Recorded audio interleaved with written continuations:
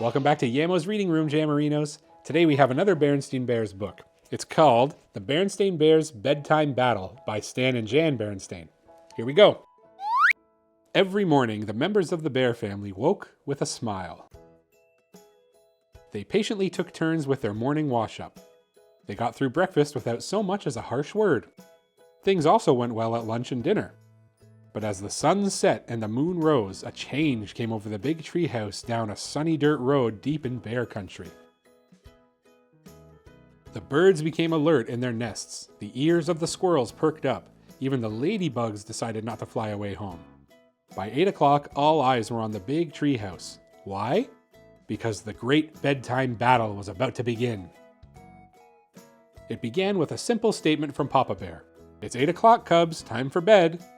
"Bedtime already?" said Brother Bear. "Gee, I'm just getting my Jurassic dinosaurs lined up to fight my Cretaceous dinosaurs."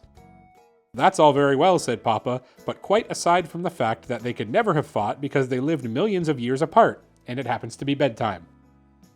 "But nobody goes to bed at 8 o'clock anymore," protested Brother. "Besides, I'm older than Sister, so I should be allowed to stay up later." "That's not fair," said Sister. "It's not my fault I'm younger than Brother." "That's enough fussing," said Papa. 8 o'clock is bedtime and it's 8 o'clock, so up to bed we go." "Not just yet, dear," said Mama. "Not until they picked up all their toys."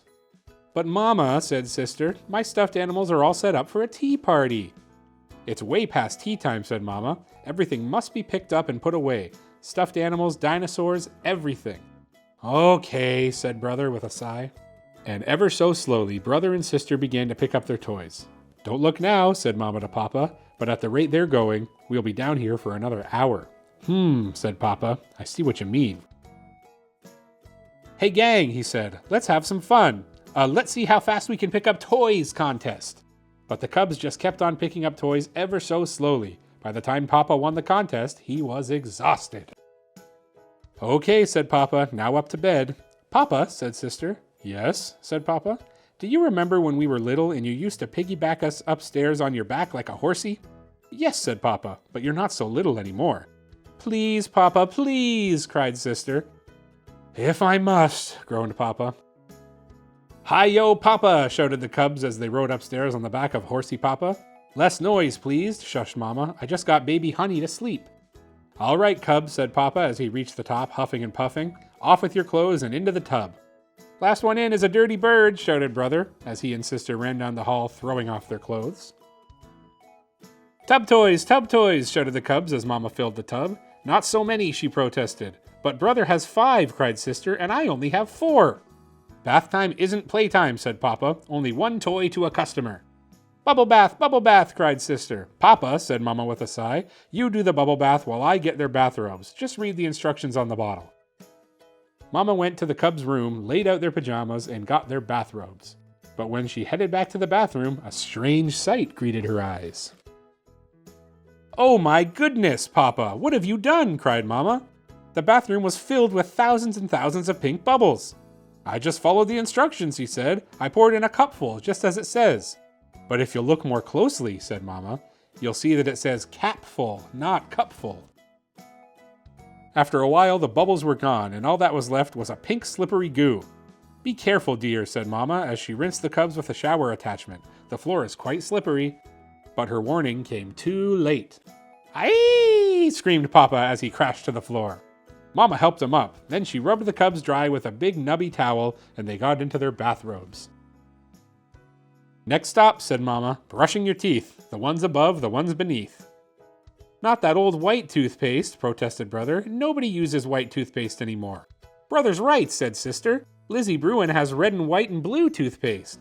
And Cousin Fred has purple toothpaste," said Brother. "However," said Papa, "for the time being, we have white toothpaste."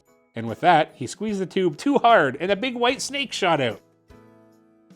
Finally, the cubs were all fresh and clean and in their pajamas and ready for bed. "All right," said Papa, "into bed with you, and I don't want any ifs, ands, or buts."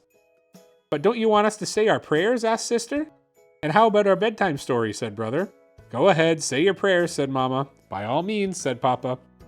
Bless Mama, bless Papa, bless Honey Bear, bless Little Lady, bless Kitty, bless Grizzly Gramps, bless Grizzly Gran. Here's the bedtime story I want, said sister. The Three Little Kittens, said brother. Not that namby-pamby story. Here's a real story. The Three Billy Goats Gruff. No way, cried sister. That awful troll gives me nightmares. Please, said Mama, there's no need to fuss. It's very simple. I'll read the Three Little Kittens to sister, and Papa will read the Three Billy Goats Gruff to brother. So brother got comfortable on Papa's lap, and sister got comfortable on Mama's lap.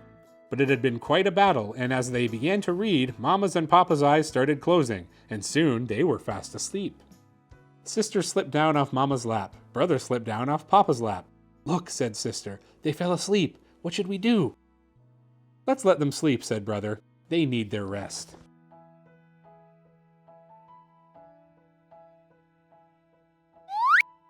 And that was the Berenstain Bears Bedtime Battle by Stan Jan Berenstain. Thanks for stopping by Yammo's Reading Room, Jammerinos. We'll see you on the next one.